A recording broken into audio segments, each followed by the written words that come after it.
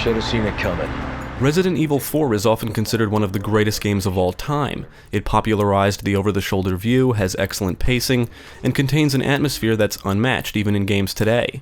While Resident Evil 4 is usually spoken of very highly, detractors and even some fans of the series will claim it's not a real Resident Evil game because of its focus on action rather than horror. I personally love the focus on action since I'm not a fan of the horror genre, and I've also never played the original 3. The gunplay and action is what got me interested in Resident Evil 4 in the first place. But the first game in the series I actually played and beat is Resident Evil 5. Developed and published by Capcom, Resident Evil 5 was released for Xbox 360 and PlayStation 3 in March 2009. It was released for PC in September of that same year. For this review, I played the PlayStation 4 version, which was released in June 2016. It's also available for Xbox One. The PS4 and Xbox One versions of Resident Evil 5 contain all of the content from the original release, along with all of the DLC. This includes the Lost in Nightmares and Desperate Escape campaigns. The game runs at 1080p and 60 frames per second. Resident Evil 5 follows in the steps of Resident Evil 4, but this time with the added feature of co-op, which is a major element of the gameplay. But the real question is Resident Evil 5 as good as its predecessor, or does it fall short? Well, let's take a look. Welcome to Africa. My name is Sheva Alomar. Chris Redfield. The main campaign follows a returning Resident Evil protagonist, Chris Redfield, now a member of the Bioterrorism Security Assessment Alliance, abbreviated BSAA. As soon as the game starts, he's introduced to his new partner, Sheva Alomar. Both are tasked with stopping Ricardo Irving from selling a dangerous bioweapon. Eventually, Chris and Sheva both uncover a plot to release a new strain of the progenitor virus, called Ouroboros. On your journey, you'll encounter both new and returning characters, and you can also find files and documents scattered throughout the environments that provide backstory and lore. The voice acting is decent overall, although some characters and dialogue seem over the top. Unlike Resident Evil 4, the dialogue is more serious than cheesy, which is either good or bad depending on your preference, I guess. I have to point out Chris's appearance, which is just ridiculous. He's all buff, and I guess he's supposed to look badass, but his head is too small or something. It doesn't seem proportional to the rest of his body. Throughout the campaign, Chris has several flashbacks about an incident at the Spencer estate which took place before the events of the main campaign. These flashbacks detail what happened between Chris and his old partner, Jill Valentine, and series antagonist Albert Wesker. The Lost in Nightmares campaign is actually about these events. In Lost in Nightmares, you play as Chris and are partnered up with Jill. The Desperate Escape campaign feels more like an extension to the main storyline. You play as Jill and are partnered up with Josh, a character introduced in the main campaign. The story here starts towards the end of the main storyline, and it shows how Jill and Josh escape the Tri-Cell facility. Now, the main campaign takes place in Africa and has a good amount of environmental variety. You'll battle through villages, marshes, and even an oil tanker. Overall, I would say Resident Evil 5 is creepy but not scary. It lacks the same kind of impact Resident Evil 4 made, and just doesn't have the same feel. The horror elements and sense of tension just aren't here. Outside of the Lost in Nightmares campaign, Resident Evil 5 places a much bigger focus on action than its predecessor, and it's just not as atmospheric and immersive, at least not in the same way. In many ways, it feels like Resident Evil 4 with a new coat of paint. But if you were expecting a scary experience with a consistent feeling of tension and suspense, you'll probably be disappointed. But think of it like comparing the original Alien film to its sequel, Aliens. The former is a straight-up horror movie, and the latter is more of an action movie. I personally prefer the latter. We got company. They don't let up, do they? As you may or may not know, even though I enjoyed Resident Evil 4, I didn't like the controls. I do not like tank controls, never did. Resident Evil 5 employs tank controls with added mobility. What does that mean? That means you can strafe when not aiming or shooting. And if you don't want to call it tank controls, then I don't know what to call it. I'll call it stiff movement. Controlling the characters feels very stiff, as did controlling Leon in Resident Evil 4. And just like the previous game, you can still turn 180 degrees at will, context-sensitive actions are required to do things like push buttons and pull levers, among other things, and once again the gameplay revolves around the controls. During specific encounters, you can take cover behind objects and even fire at enemies from cover, but this game isn't really meant to be played like a cover shooter, and the cover mechanics just feel clunky. Quick-time events do return as well, and they even occur during cutscenes, so you should always be prepared. You're going to be killing a ton of enemies in this game. Learning how to conserve ammo and accurate aiming are probably the two most important things for survival. Shoot an enemy in the head to stagger him, and then approach him to perform a melee attack to possibly knock him down. You now have the option to perform another melee attack on a downed enemy, although you can still whip out your knife and start slicing if you want to. That seems to be a great strategy for saving ammo. However, you need to be aware of your surroundings, and sometimes when you're getting overrun, shooting and running away is the best course of action. Resident Evil 5 places a massive focus on co-op, whether you play solo with Sheva as an AI partner, online with another player, or in local split screen, Sheva will always tag along with you, and if she dies it's an automatic failure.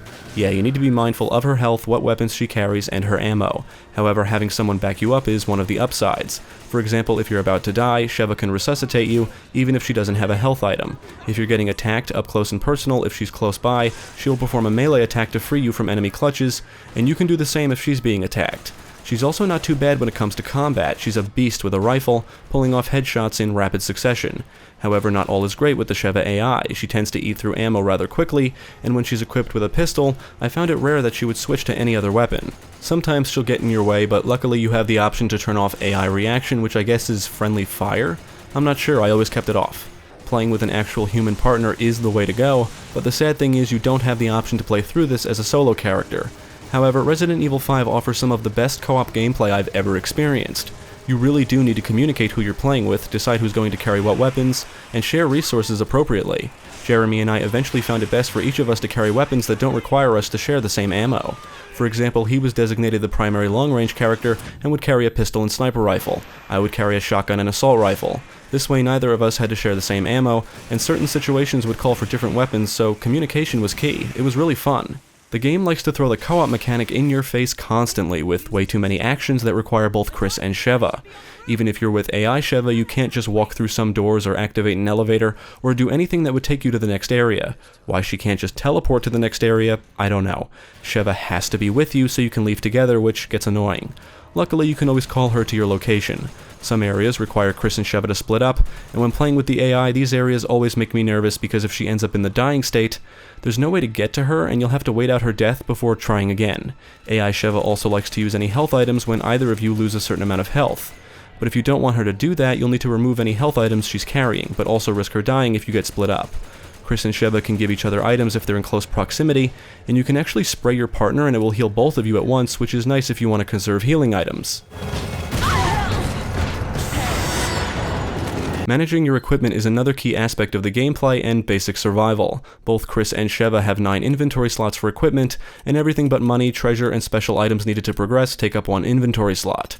Unlike Resident Evil 4, there is no carrying case, and you cannot increase your carrying capacity. There's also no merchants. In between chapters, when you die or restart from a checkpoint, you can access a shop to buy and sell weapons, first aid sprays, and even vests, among other things. I don't like how melee and bulletproof vests take up an inventory slot, although one of the things I do like about this game is the inventory. You can actually store items for use later. You can access your current equipment at any time during gameplay, however this time it doesn't pause the game so you can still get attacked, which becomes frustrating. You just need to be very aware of your surroundings. You can upgrade weapons to make them more powerful with things like better firepower, reload speeds, ammo capacity, and stuff like that. One of the biggest downsides to the inventory system is how it handles 2 players, or at least 2 players playing in split screen since I didn't play online. Player 2 can't buy or sell items or even upgrade weapons. In fact, to upgrade a weapon for the second player, that player needs to remove the weapon from their current inventory so it ends up in the inventory storage. Then player 1 can upgrade it. It just seems unnecessary. I guess taking purchasing options away from the second player is a way to emphasize coordination, but it just seems like a convoluted way to do things. Killing enemies and destroying objects will usually reward you with money, ammo, or herbs. Killing tougher enemies normally provides you with valuable treasure, and treasure is also scattered throughout the environments. Just like in Resident Evil 4, some breakable objects contain snakes that will attack you, so you'll need to be careful. You can sell treasure for money, and the money is used to buy items from the shop and upgrade weapons. There's 2 types of herbs, green and red, and herbs can still be combined for more powerful effects. A green herb can provide you with a small amount of health, or you can combine it with another green herb for more health. Combining a green and red herb creates a spray that will restore your health completely. Red herbs on their own are useless. The developers also decided to remove the yellow herbs, and you can no longer permanently increase your health.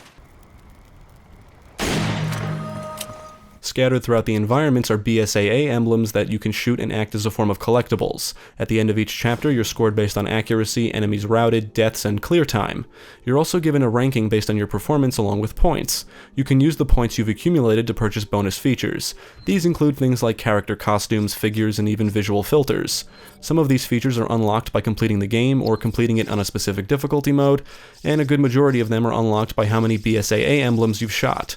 There's 30 emblems total, and they're really well hidden. They're never placed in front of your face, and I think the first time I completed the game, I only managed to find and destroy 1.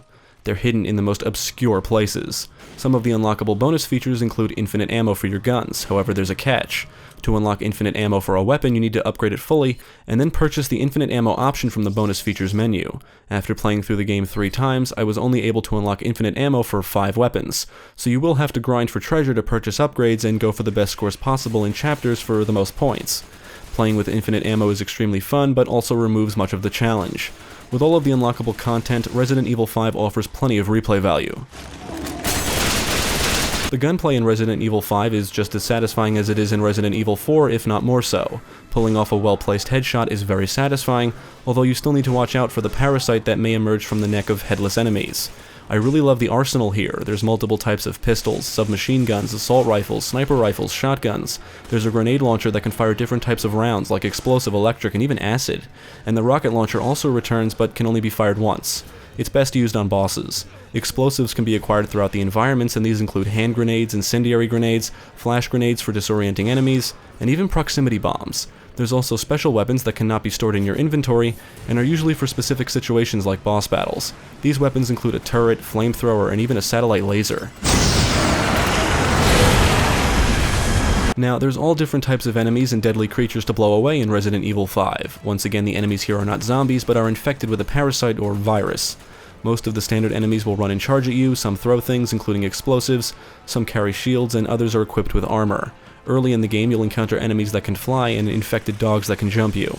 Enemies carrying chainsaws are still annoying and can kill you instantly if they make contact. And late in the game, you'll encounter big dudes carrying chain guns, but they don't show up as often as they did in Resident Evil 4. Some enemies will transform into a hideous creature when they take enough damage, and most of the tougher enemy types are all bullet sponges. There's an enemy called the Reaper, which is probably the creepiest enemy in the game. It's also very deadly since it can kill you instantly if you get too close. There are quite a few boss battles in this game, and if you don't conserve ammo, some of these bosses can be really tedious. If you have the rocket launcher equipped, I know you can take out at least 2 of them very quickly, but on your first playthrough there's no way to know when these bosses will appear.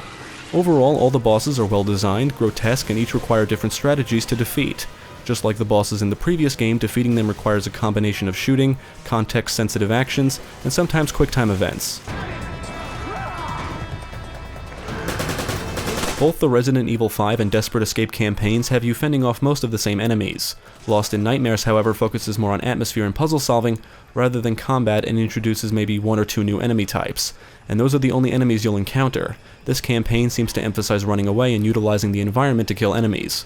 From what I gather, some fans of the older games really appreciate Lost in Nightmares due to its shift from action to horror, but I really didn't care for it myself. You can probably beat it in less than an hour or 2. The Desperate Escape campaign has a huge focus on action, but I also don't care for this campaign either because it just feels like horde mode throughout the entire experience, which can become frustrating. The enemies never seem to stop coming, and it ends with you fighting off waves of enemies requiring you to stay alive until the timer reaches 0. It's terrible. Now there's 4 difficulty modes: Amateur, Normal, Veteran, and Professional, which is only unlocked after completing the game on Veteran. Completing the game once unlocks New Game Plus, where you can play through the game again on any difficulty with your current equipment. It also unlocks the ability to play as Sheva. Another nice feature is that you can play through any already completed chapter from the Chapter Select screen. Now, Resident Evil 4 employed a feature known as Adaptive Difficulty, where the game would adjust the difficulty based on your performance. The basic idea being if you die a lot, the game will take the proper measures to help you along. If you're blowing through areas without a problem, the game will make things a bit harder for you. The adaptive difficulty was excellent at keeping you moving forward while at the same time keeping you on the edge of your seat throughout the entire game.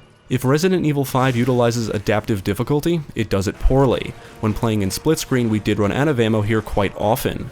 Yes, I admit we probably did manage inventory incorrectly among other things, but having no ammo late in the game is very frustrating. Boss battles usually supply ammo, but we spent a good hour, maybe hour and a half, trying to take down the second to last boss with basically no ammo. It was ludicrous. I think having a second player just adds to the stress of worrying about ammo and survival. Managing equipment for 2 players is probably the reason we ran out of ammo. I'm going to say poor inventory management and wasted shots that ate through ammo was our ultimate downfall. The Mercenaries is a returning game mode from Resident Evil 4, now titled The Mercenaries United. Once again, the objective is to kill as many enemies as possible before the evac chopper arrives for a high score. You can play this mode solo, online with a partner, or in split screen with a friend. You can select one of multiple characters, each with their own set of weapons. The weapon sets make each character unique in a way, and your preferred character will probably depend on what weapons you prefer to use. I love using Tribal Sheva because her crossbow can kill most enemies in one shot. Achieving a high score is all about killing multiple enemies in a row to accumulate combos for big points. Throughout the stages are plenty of herbs, ammo, grenades, and even bonus items to extend your time, and you also want to be on the lookout for combo items, which earn you 1,000 points for each combo kill for a limited time. If you end up in the dying state, you can actually resuscitate yourself. The Mercenaries United also includes a variant of the solo mode titled No Mercy, which just contains a shit ton more enemies. No Mercy is actually quite difficult, and leaves you with basically no breathing room ever. There's several stages to choose from, and memorizing where items are in each, specifically bonus and combo time items, can be very helpful in achieving the highest possible score. The enemies will always keep coming, and tougher enemies will spawn in as you keep blasting more and more away, making things more difficult. I found the Mercenaries United to be much more forgiving here than the Mercenaries mode in Resident Evil 4, and ultimately I had a lot more fun with it here.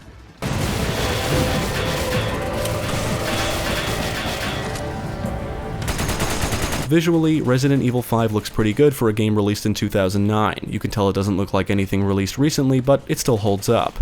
The texture work is good, little effects like blood splatter and enemies exploding look great, and character and weapon models show a good amount of detail. And once again, the reload animations look sexy.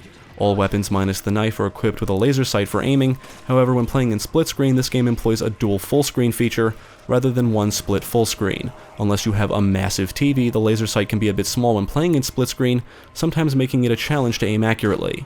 Resident Evil 5 is a very cinematic experience, especially when talking about the cutscenes. I just love the camera work and how it's all presented, and some of the more action-packed cutscenes are really enjoyable to watch.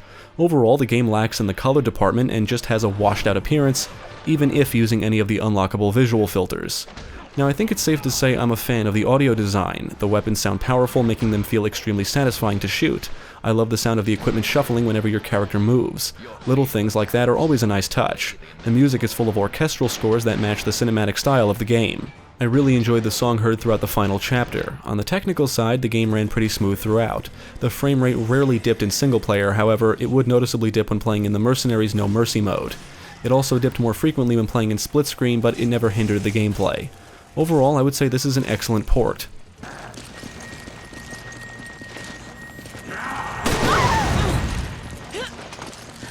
I played through Resident Evil 5 3 times, so I can't say I didn't enjoy it. Despite it lacking the same impact, pacing, and immersive atmosphere of its predecessor, I think it's actually a great shooter. I think I would say I enjoyed it more than Resident Evil 4. However, that's because I prefer action over horror. Now, I can understand why fans may not think as highly of Resident Evil 5 compared to 4, because it really doesn't do anything new, and lacks many subtle qualities that made 4 so excellent.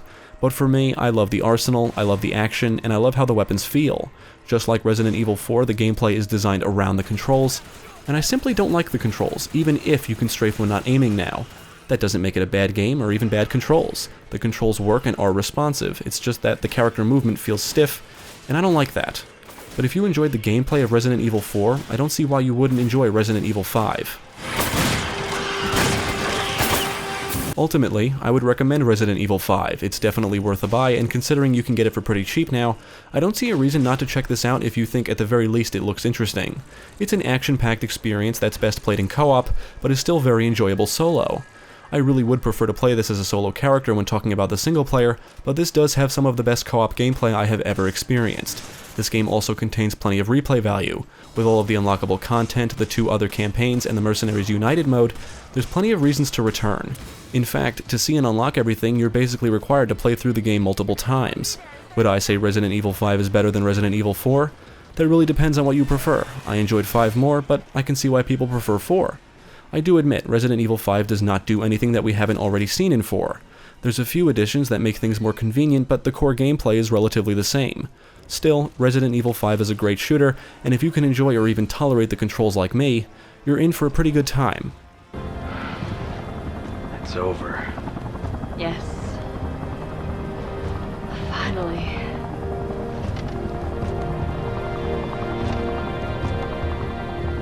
More and more, I find myself wondering if it's all worth fighting for.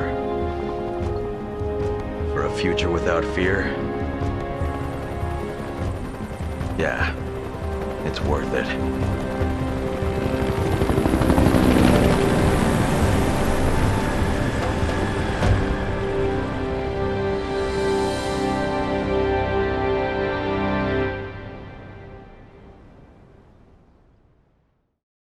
Thank you for watching. If you enjoyed this video, check out the rest of our channel for more quality content and follow us at the links below. If you're interested in gaming news, Let's Plays, live streams, and even podcasts, be sure to visit our friends over at GameCast.